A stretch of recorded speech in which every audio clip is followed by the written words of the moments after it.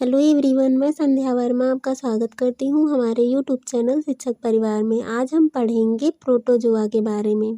पढ़ने से पहले वीडियो को जल्दी से जल्दी दोस्तों में शेयर करके आइए और जिन्होंने सब्सक्राइब नहीं किया है वो जल्दी से सब्सक्राइब करिए। तो चलिए स्टार्ट करते हैं। संघ प्रोटोजोआ के अंतर्गत एक कोशिकीय प्राणी आते हैं। प्रोटोजोआ का प्रथम अध्ययन एंटोनी वॉन लीवेनहॉक ने 1677 में किया था और गोल्डफस ने इस संघ को प्रोटोजोआ नाम दिया था और इसके अध्ययन को क्या कहते हैं? प्रोटोजोलॉजी। प्रोटोजोआ जो शब्द है वो ग्रीक भाषा के दो शब्दों से मिलकर बना है, प्रोटोज और जून। प्रोटोज का अर्थ होता है फर्स्ट और जून का अर्थ होता है जंतु, यानी पहले जो जंतु हैं, प्रथम जंतु, वो प्रोटोजोआ के अंतर्गत आते हैं। अब इनके कैरेक्टर्स के बारे में देखते हैं। प्रोटोजोआ संघ के जंतु जलीय तथा एकल रूप में पाए जाते हैं। ये जंतु जो होते हैं जल में पाए जाते हैं, जैसे तालाब, झील और नदी, हर जगह पाए जाते हैं। और ये एकल रूप यानी एक कोशिका के रूप में होते हैं। इनका शरीर जो होता है नग्न पेलिकल द्वारा ढका होता है और कुछ में कठोर खोल बंद होते हैं। इनके गमन के लिए स्यूडोपोडिया, अमीबा में स्यूडोपोडिया होती है और यूग्लिना में फ्लैजिला होती है और पैरामीशियम में सिलिया होती है। ये देखिए, अमीबा में लोकोमोशन किसके द्वारा होगा? स्यूडोपोडिया इनके द्वारा होगा। ये स्यूडोपोडिया हैं, इनके द्वारा ये चलते हैं। और पैरामीशियम में हेयर लाइक प्रोजेक्शन होता है चारों तरफ, इनको सिलिया कहते हैं। इनका लोकोमोशन सिलिया के द्वारा होता है। और यूग्लिना में लोकोमोशन किसके द्वारा होगा? फ्लैजिला के द्वारा। इनमें पोषण होलोजोइक मतलब जो जंतु से पोषण करते हैं, होलोफाइटिक जो पौधों से करते हैं, और सैप्रोजोइक या सैप्रोफाइटिक जो मृत जीवों से करते हैं या परजीवी होते हैं। प्राणिसम सदस्यों में पाचन फूड वैक्यूल के द्वारा होता है। इनमें जो पाचन होता है वो फूड वैक्यूल के द्वारा होता है। ये इंट्रासेल्यूलर यानी अंतःकोशिकीय श्रम विभाजन प्रदर्शित करते हैं। अंतःकोशिकीय श्रम विभाजन का मतलब क्या है? ये होते तो एक कोशिकीय हैं लेकिन इनके अंदर सामान्य अंग पाए जाते हैं, सामान्य सारे अंग पाए जाते हैं जो कार्यशील होते हैं। कोशिका को क्रियाशील बनाने के लिए वो अलग अलग कार्य करते हैं। इसी को श्रम विभाजन कहते हैं।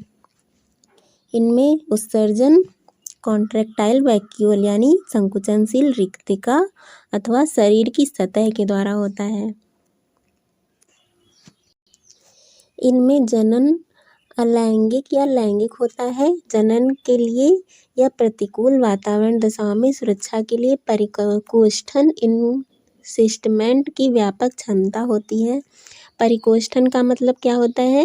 ये प्रतिकूल अवस्था में गोल संरचना बना लेते हैं अपने चारों तरफ, एक लेयर जैसी बना लेते हैं, इसी को परिकोषण कहते हैं। इससे इनकी सुरक्षा होती है। ये अमीबा और पैरामीशियम इसके अंतर्गत आते हैं।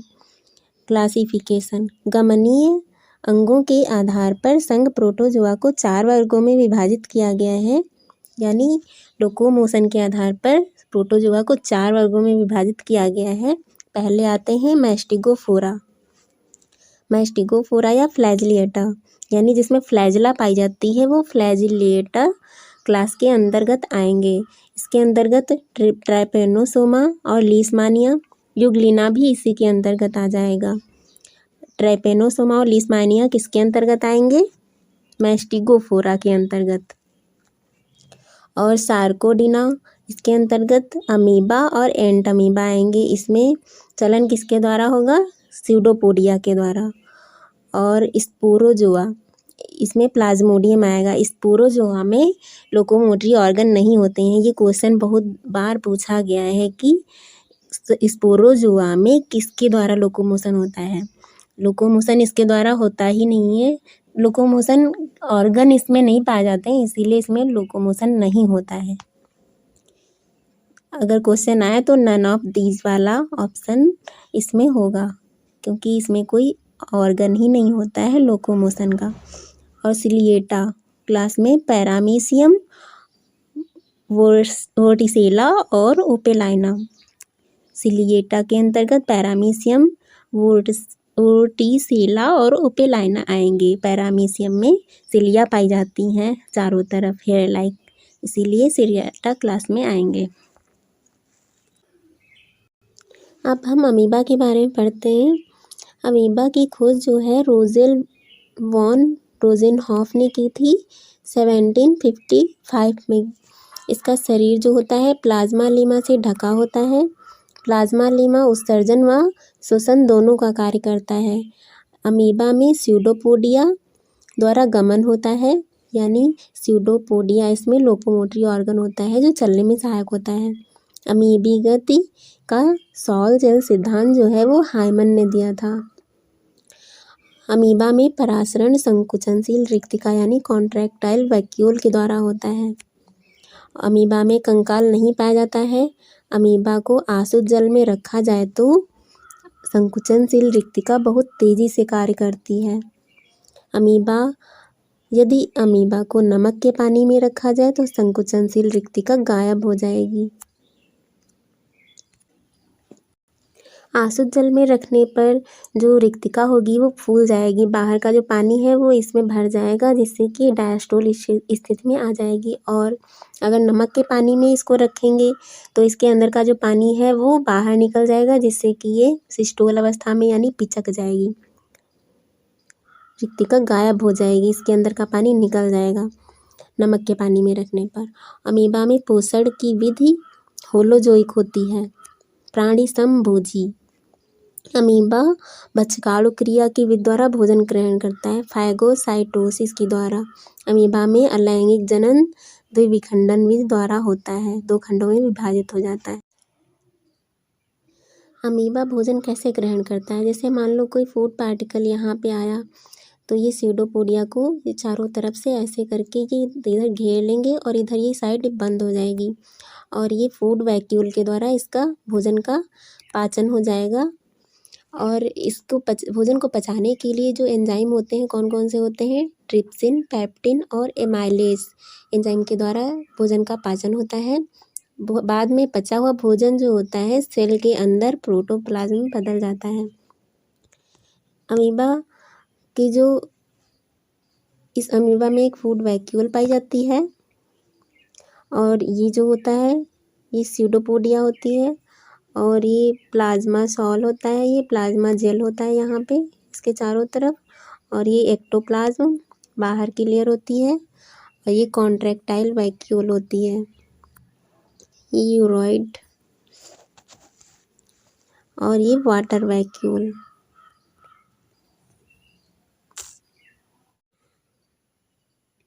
अब हम एंट अमीबा हिस्टोलिटिका के बारे में पढ़ेंगे। एंट अमीबा हिस्टोलिटिका की खोज लैम्बल ने 1859 में की थी तथा रूसी वैज्ञानिक फ्रेडरिक लॉस ने 1875 में इस रोग जनक का स्वभाव का पता लगाया था। एंट अमीबा हिस्टोलिटिका की खोज किसने की थी? लैम्बल ने की थी। और इसके रोग का पता किसने लगाया था? फ्रेडरिक लॉस ने पता लगाया था। एंट अमीबा हिस्टोलिटिका मनुष्य की आंत का सूक्ष्मदर्शी अंतःपरजीवी एंडोपैरासाइट होता है। सामान्यतः यह कोलोन के ऊपरी भाग में पाया जाता है तथा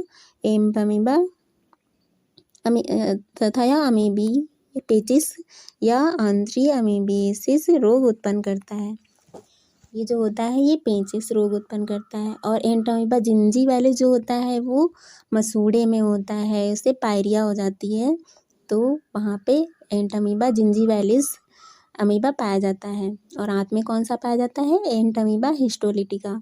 एंट अमीबा हिस्टोलिटिका एक पोषीय प्राणी होता है, यानी एक ही प्राणी में अपना जीवन यापन करता है। एंट अमीबा कोलाई मनुष्य की आंत में पाया जाता है।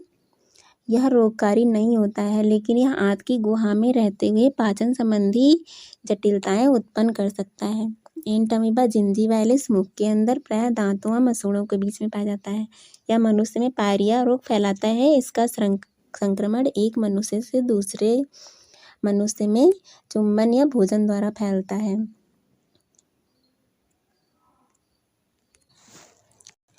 अब हम प्लाज्मोडियम यानी मलेरिया परजीवी के बारे में पढ़ेंगे। यह मलेरिया फैलाने वाला अंधा परजीवी होता है। इसकी खोज सबसे पहले किसने की थी? चार्ल्स लेब्रॉन ने 1880 में की थी। एंड प्लाज्मोडियम की खोज किसने की थी? चार्ल्स लेब्रॉन ने। रोनाल्ड रॉस ने 1897 में मलेरिया और मच्छर के बीच के संबंध को खोजा था। ग्रॉसी ने 1898 में मादा एनाफिलीज मच्छर में प्लाज्मोडियम के जीवन चक्र का वर्णन किया था। मादा एनाफिलीज में प्लाज्मोडियम के जीवन चक्र का वर्णन किसने किया था? ग्रॉसी ने। यह 2 पोषकों में अपना जीवन चक्र पूरा करता है, प्रथम मनुष्य और द्वितीयक मच्छर। मच्छर कौन सा? मादा एनाफिलीज। प्लाज्मोडियम का अलैंगिक जीवन मनुष्य में और लैंगिक जीवन मच्छर में होता है, घटित होता है। प्लाज्मोडियम की संक्रमणशील अवस्था स्पोरोजोइट होती है। इसकी संक्रमणशील अवस्था कौन सी होती है? स्पोरोजोइट। यकृत की कोशिका में स्पोरोजोइट कोशिका द्रव्य का भक्षण करता है और क्रिप्टोजोइट में बदल जाता है, जो केंद्रक बहुविभाजन द्वारा अनेक संतति केंद्रकों में विभाजित होकर साइजांट अवस्था बनाता है। प्रत्येक संतति केंद्रक कोशिका द्रव्य द्वारा घिरकर क्रिप्टोमेरोजोइट बनाता है। क्रिप्टोमेरोजोइट नई कोशिका की कोशिका द्रव्य का भक्षण कर छोटे माइक्रोमेटा क्रिप्टोजोइट तथा बड़े मेगा क्रिप्टोजोइट बनाते हैं। लाल रुधिराणु में प्रवेश कर माइक्रोमेटा क्रिप्टोमेरोजोइट युवा ट्रोफोजोइट में रूपांतरित हो जाता है या केंद्रक को एक किनारे पर व्यवस्थित कर सिग्नेट मुद्रिका प्रावस्था बना लेता है।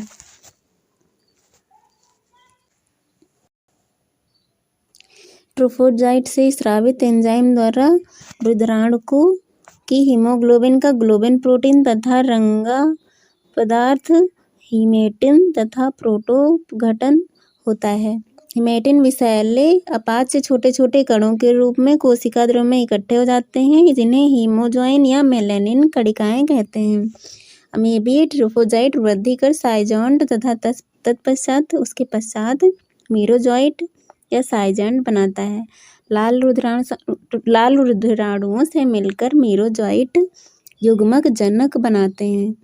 मादा एनाफिलीज मच्छर द्वारा संक्रमित मनुष्य का रक्त चूसते समय गैमेटोसाइट मच्छर में प्रवेश कर जाते हैं और गैमेटोगोनी तथा बीजाणुजनन द्वारा लैंगिक चक्र पूर्ण करते हैं। बीजाणुजनन द्वारा स्पोरोजोइट का निर्माण होता है, जो संक्रमणशील अवस्था में होता है। मच्छर में पूरा होने वाला जीवन चक्र स्पोरोगोनी एवं मनुष्य में पूरा होने वाला जीवन चक्र साइजोगोनी कहलाता है। अब हम मनुष्य से संबंधित कुछ प्रोटोजोअन्स के बारे में पढ़ेंगे। ट्रिपैनोसोमा गैम्बियंस, ये जो होता है यह मैस्टिगोफोरा वर्ग का द्विपरपोषी परजीवी होता है, यानी 2 जीवों में अपना जीवन यापन करता है। इसकी खोज फोर्ड ने 1901 में की थी। मनुष्य में इसका वाहक सीसी फ्लाई, सीसी मक्खी होती है। यह जो होती है अफ्रीका में पाई जाती है। ग्लोसिना पल्पेलिस है सीसी फ्लाई अर्थात ग्लोसिना पल्पेलिस, या मनुष्य में निद्रा रोग उत्पन्न करती है। ट्रिपैनोसोमा गैम्बियंस द्विपरपोषी जीव होता है। इसकी खोज फोर्ड ने की थी। इसका वाहक सीसी फ्लाई होती है और इसका दूसरा नाम है ग्लोसिना पल्पेलिस, या मनुष्य में निद्रा रोग उत्पन्न करती है। लीशमानिया डोनोवानी, ये क्या करता है? ये काला आजार रोग उत्पन्न करता है, या मैस्टिगोफोरा वर्ग का द्विपरपोषी परजीवी होता है। इसका वाहक बालू मक्खी यानी सैंड फ्लाई अर्थात फ्लीबोटेमस है। यह मुख्यतः यकृत व प्लीहा में रहता है। यह मनुष्य में काला आजार या दमदम ज्वर उत्पन्न करता है। ट्रिपैनोसोमा वेजाइनेलिस, यह एक परजीवी है जो स्त्रियों के यौन में पाया जाता है तथा ल्यूकोरिया उत्पन्न करता है। ल्यूकोरिया किसे कहते हैं? जो वाइट डिस्चार्ज होता है उसको कहते हैं। ब्लेंटिडियम कोलाई, यह सिलिएटा वर्ग का एक परजीवी है, यानी जिसमें सिलिया पाए जाते हैं, जो मनुष्य की छोटी आंत में पाया जाता है। ये पेचिश का कारक है।